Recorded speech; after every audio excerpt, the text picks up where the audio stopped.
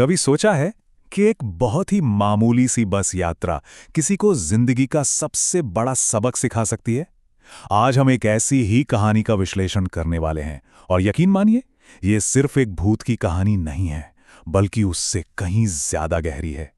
हम ये समझेंगे कि कैसे लेखक ने डर, सस्पेंस और एक बहुत ही पावरफुल मैसेज को एक साथ मिलाकर एक यादगार अनुभव तैयार किया है। कहानी के शुरू होने से भी पहले लेखक हमें सिर्फ एक लाइन से सीधे कहानी के दिल में ले जाता है। आजकल लोग बात ही नहीं करते। ये सिर्फ एक लाइन नहीं है, बल्कि हमारे आज के समय का आईना है ना? जहां हम भीड़ में होकर भी एकदम अकेले हैं। और यही अकेलापन, यही अविश्वास इस पूरी कहानी की नींव है। तो चलिए कहानी के पहले हिस्से में चलते हैं। देखते हैं कि कैसे एक बिल्कुल आम सी रात में एक बस के अंदर लेखक ने बड़े ही आराम से डर का बीज बोया और धीरे धीरे तनाव का माहौल बनाना शुरू किया। जरा इस सीन को इमेजिन कीजिए।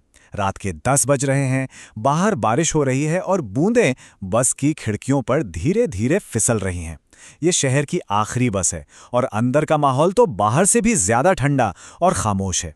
बस में 4 अजनबी लोग हैं और हर कोई अपनी ही दुनिया में खोया हुआ है। एक बुजुर्ग हैं जिनकी आंखों में शायद पुरानी यादें तैर रही हैं। एक कॉलेज की लड़की है जो अपनी किताबों में डूबी हुई है। एक थका हुआ अधेड़ उम्र का आदमी और एक नौजवान जो बस अपने फोन की स्क्रीन में ही खोया है। उनके बीच जो खामोशी है ना, वही इस कहानी का पहला किरदार है। और फिर ये खामोशी टूटती है, लेकिन किसी उम्मीद से नहीं, बल्कि एक बहस से। बुजुर्ग आदमी कहते हैं कि पहले तो सफर में लोग दोस्त बन जाते थे, पर वो अधेड़ आदमी आज की कड़वी सच्चाई बोलता है कि भाई अब किसी पर भरोसा नहीं रहा। और बस यहीं पर कहानी का असली संघर्ष हमारे सामने आ जाता है। एक तरफ है लोगों से जुड़ने की चाहत और दूसरी तरफ शक की एक मजबूत दीवार। ये जो बेचैनी है ना, ये तो बस शुरुआत थी। अब कहानीकार हमें दिखाता है कि कैसे इस शांत से माहौल को एक असली डर में बदला जाता है। एक ऐसा डर जो बाहर से नहीं, बल्कि बस के अंदर से ही पैदा होता है। यहाँ लेखक एक बहुत ही क्लासिक सस्पेंस तकनीक का इस्तेमाल करता है। जैसा कि इस स्लाइड पर हम देख सकते हैं, एक एक करके यात्रियों की हर उम्मीद छीन ली जाती है। पहला कदम, बस एक सुनसान जगह पर रुक जाती है। दूसरा, पता चलता है इंजन खराब हो गया। तीसरा, सबके फोन के नेटवर्क चले जाते हैं, मतलब अब वो बाहरी दुनिया से पूरी तरह कट चुके हैं। और ठीक उसी पल जब सन्नाटा सबसे ज्यादा गहरा होता है, दरवाजे पर एक दस्तक होती है। और दरवाजे पर कौन था? एक भीगी हुई सफेद साड़ी में औरत। हॉरर कहानियों का एक जाना पहचाना प्रतीक। लेकिन यहां ये सिर्फ डराने के लिए नहीं है, ये उस बाहरी अनजाने डर का प्रतीक है जो अब बस के अंदर के अविश्वास और डर के माहौल में घुस आया है। यहां से कहानी एक नया मोड़ लेती है। डर अब सिर्फ एक एहसास नहीं रहता, बल्कि एक हकीकत बन जाता है जिसे छुआ जा सकता है। जैसा कि ये लाइन कहती है, उसका हाथ बर्फ जैसा ठंडा था।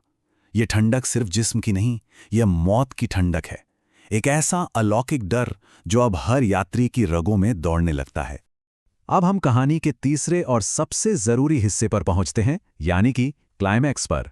ये वो पल है जहां कहानी का सारा बना हुआ तनाव एक साथ फटता है और यात्रियों का सामना होता है सीधे मौत से। और फिर उन्हें असली खतरा दिखाई देता है। वो जिस रहस्यमयी औरत से इतना डर रहे थे, वो खतरा थी ही नहीं। असली खतरा तो बस के बाहर था। एक टूटा हुआ पुल और उसके नीचे एक बहुत गहरी खाई। बस उस खाई में गिरने से बस कुछ इंच दूर खड़ी थी। सारा डर, सारा सस्पेंस, सब कुछ इसी एक पल के लिए बनाया गया था। बुजुर्ग आदमी के ये अधूरे शब्द, अगर बस नहीं रुकी होती तो हम। ये कहानी कहने की एक बहुत ही पावरफुल तकनीक है। लेखक को कुछ कहने की जरूरत ही नहीं पड़ती। हमारी कल्पना उस खाली जगह को उस भयानक सच्चाई से भर देती है जो शायद शब्दों से भी ज्यादा डरावनी है। जान तो बच गई, लेकिन एक सवाल अब भी हवा में है। वो औरत कौन थी? क्या वो सच में एक भूत थी जो उन्हें मारना चाहती थी, या फिर कुछ और? चलिए कहानी के अगले हिस्से में इस रहस्य से पर्दा उठाते हैं। और फिर आता है वो पल जो सब कुछ बदल देता है। वो औरत कहती है, 3 साल पहले इसी जगह एक बस गिरी थी, मैं भी उसमें थी। और इस एक लाइन से डर की जगह सहानुभूति ले लेती है। कहानी एक हॉरर स्टोरी से एक दर्दनाक कहानी में बदल जाती है। और वो नंबर 3, ये सिर्फ एक नंबर नहीं है, ये 3 साल के इंतजार का, 3 साल के दर्द का प्रतीक है।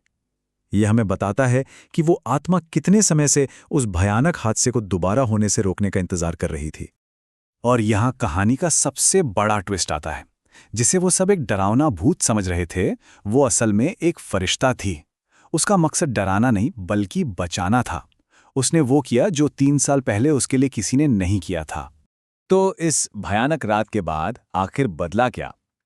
चलिए कहानी के आखिरी और सबसे जरूरी हिस्से पर चलते हैं, सबक। ये कहानी हमें सिर्फ डराती नहीं है बल्कि बहुत कुछ सिखाती भी है। कहानी की शुरुआत याद है, वो 4 अजनबी जो एक दूसरे की तरफ देखना भी नहीं चाहते थे। अब उन्हें देखिए।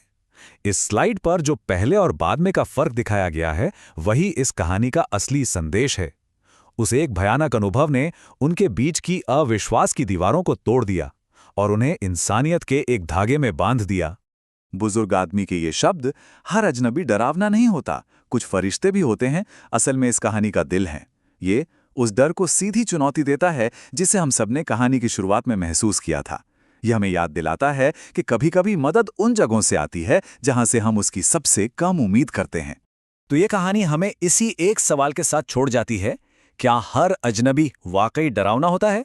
शायद अगली बार जब हम किसी अजनबी को शक की नज़र से देखें तो हमें ये कहानी याद आ जाए। क्या पता हमारे बगल में बैठा इंसान कोई खतरा नहीं बल्कि एक फरिश्ता हो।